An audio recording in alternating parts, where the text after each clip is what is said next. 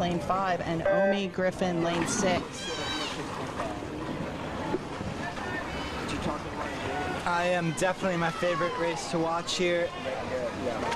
It's interesting to see the swimmers' individual strengths and weaknesses and how they play out in a race like this. Also a fan of the cheeseburger cap in lane 2 from Natalie Wright. Like to see that individuality, a little bit of flair here. Having some fun. All right, we had a nice long underwater there from our swimmer in lane 4. That is Lacey Hodges. But here we see lane 5, Darby Priest, pulling into the lead on the backstroke leg. And that back-to-breast turn is tricky, especially for kids at this age. You got to time your placement of your hand onto the wall and come off on the breast into your breaststroke. Some swimmers will do a open turn like we just saw in this heat. Some swimmers will do a bucket turn, and some swimmers will do a crossover turn. I don't know that we'll see any crossover turns in this 9-10 age group at this meet, but we will certainly see a bucket turn later from Matthew Doty, I know, in the 9-10 boys event.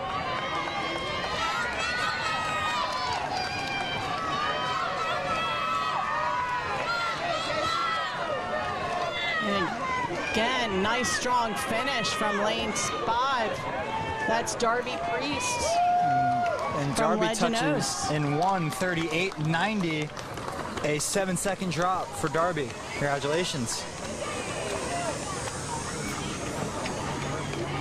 Yeah, there's a lot of differing opinions on how best to do a back-to-breast turn. Really, I would say it's up to the individual.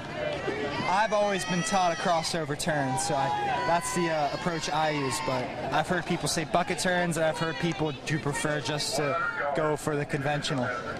And you will see all of those turns as well at the elite level, although I do think there was a statistical analysis that probably tell you that crossovers are the most common turn. That's what I've heard. And a crossover turn is on your last backstroke stroke. Arm crosses over, and then you almost flip on. So you touch on your back with your arm crossed over, and then you basically turn onto your stomach and do a conventional flip turn. And what's tricky for younger swimmers at this age is making sure that they maintain that back position before their hand gets on the wall. Right. Right.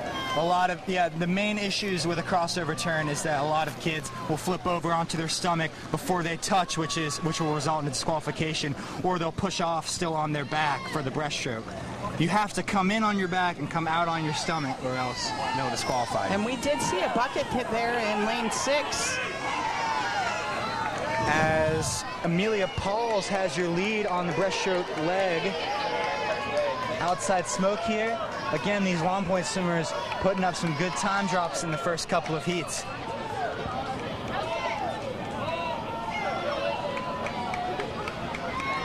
As Pauls rounds into the final leg, followed by Erin Healing from Legend Oaks. We'll see if she can hold on. Could be a race to the wall here. And Erin Healing making a move here, trying to catch Amelia Pauls in lane 1, and it will be Pauls holding on at the finish with a time of 1:33.25, an 8-second drop for Amelia.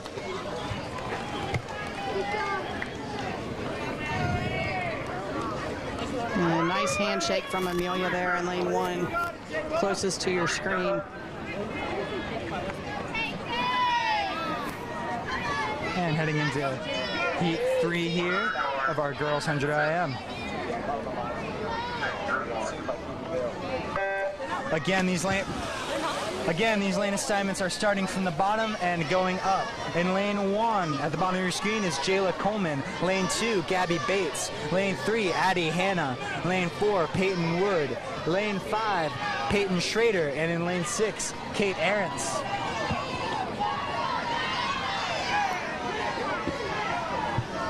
All right, we've got an early lead from Jayla Coleman out here in lane 1. She's from Crowfield. She's got a beautiful steady kick in that backstroke.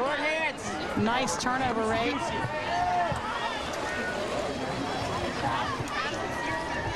here. She takes off on the breaststroke. She elects not to do the underwater pullout, but she does have a nice turnover and good extension on those arms.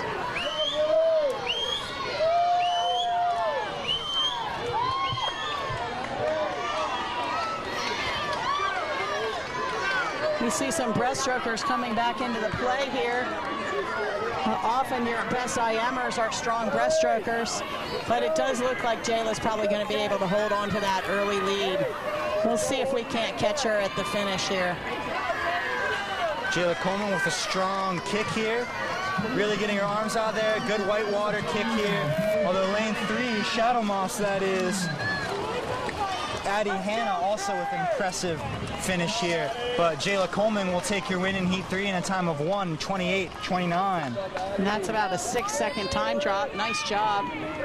See if I can grab her when she gets out of the water here.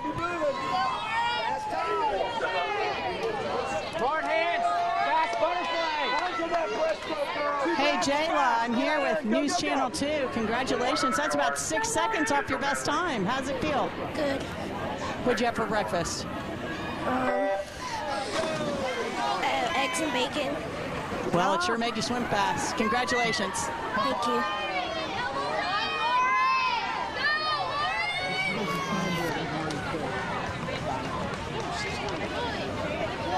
And here we are with Heat 4 of the girls IM in lane 1. Lauren Hance with the long underwater on the butterfly. Lane 2, Chesney Bennett. Lane 3, Lily Burnett. Lane 4, Kendall Nicholson. Lane 5, Nora Lightburn. And in lane 6, Skylar Jones. Impressive to see some 9-year-olds here in the IM. That is going from swimming only 25s to swimming a 25 of everything. Pretty impressive. We've got a good race going on here in lanes 3 and 4. That's Lily Burnett from Northbridge in lane 3. Racing Kendall Nicholson from Park Shore in lane 4. It does look like Lily's pulled ahead a little bit here on the breaststroke. Hey, Kate! And Lily Burnett looking like she's going to take the win here as we head to the finish. And it looks like another new top time here. 1:23.86 for Lily Burnett. Followed closely by Kendall Nicholson from Park Shore. Hi, Kate Allison. Good job, Lauren. Okay. All right, we're about to have the second to last heat here up on the blocks. Caroline Wilson, lane 1. Kate Allison, lane 2. Emma Durham, lane 3. Sydney Fisher, lane 4. Sullivan Ham, lane 5. And Caitlin Lima in lane 6. We saw some nice streamlines on that entry. And boy, that James Island swimmer in lane 3 had a nice long underwater. Emma Durham, the 9-year-old, showing no inexperience here in this IM. He's got some nice straight long arms in that butterfly. And you see these swimmers have to keep this kick strong throughout the entire 4 lengths of this 100-yard race.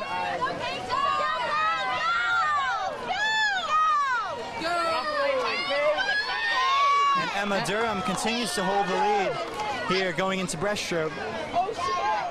Saw what looks like a bucket turn in lane 4 from Sydney Fisher. And we may see a move here. We may see a little bit of change in the order as we see the breaststrokers pulling ahead. It does look like Emma still has a lead going into the last turn. And Emma Durham showing no signs of slowing down here as she cruises to a win in Heat 5. And a time of 1:19.62. That is your first swimmer under 120 and a second time drop for her.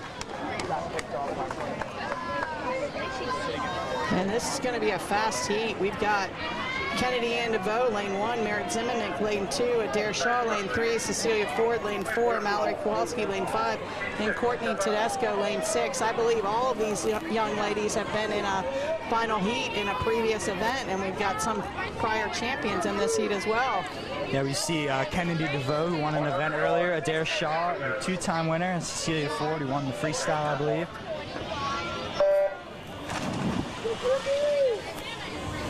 Yeah, I do love these final heats of the IM because you kind of, you look into the race and you see, oh, there's the breaststroke winner in lane 3, and there's the backstroke winner in lane 4, so you kind of see how the race is going to play out based off of these events that the swimmers were winning earlier.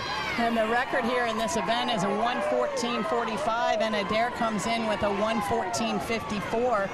It's not an easy race for her. Cecilia Ford next to her from Park Short is ahead at the backstroke turn. Cecilia Ford, although Adair comes out of the turn very fast, taking the lead from her. And we have Mallory Kowalski running third, but still a tight race as Adair Shaw on her strongest stroke, breaststroke, really starting to pull ahead here. She's looking good she's looking like she's on pace for the record, but we'll see.